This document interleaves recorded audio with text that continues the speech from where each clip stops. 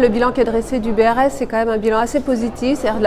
C'est le bilan de l'installation de l'existence d'un nouveau dispositif d'accès au logement, d'un nouveau produit, même si j'aime pas trop la terminologie.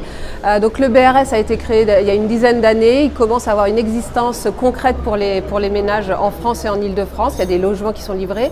On a des acteurs du monde de la ville et de l'immobilier qui ont appris à s'approprier ce produit. Le BRS, il s'est installé. Il s'est installé dans le paysage en France et en Île-de-France en particulier.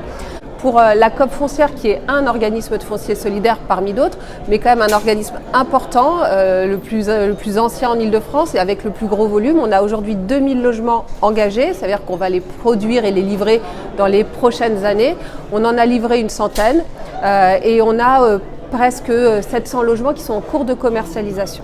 Ça reste une offre de logement parmi d'autres qui vient en complément du logement locatif social qui s'adresse à des publics avec des ressources plus faibles et qui s'inscrit dans le parcours d'accession pour des publics qui peut-être un jour voudront accéder à la propriété en pleine propriété. Donc bien sûr, c'est un segment du parcours résidentiel qui est constitué d'une offre assez importante de produits très différents. Le BRS, c'est pas juste un produit, c'est quand même une proposition de penser la propriété de manière assez différente en se débarrassant, si c'est le bon terme, de tous les côtés un peu durs qui sont les côtés spéculatifs, un peu d'entre-soi. Le BRS, en fait, il propose à une grande partie de la population française d'accéder à la propriété dans un système de démembrement. Et donc, en fait, c'est parce qu'on est sur un outil et un objet juridique de démembrement qu'on a cette faculté de s'adresser financièrement à des publics qui sont éloignés aujourd'hui de l'accès à la propriété. On n'a pas vocation à transformer toute l'accession à la propriété en BRS.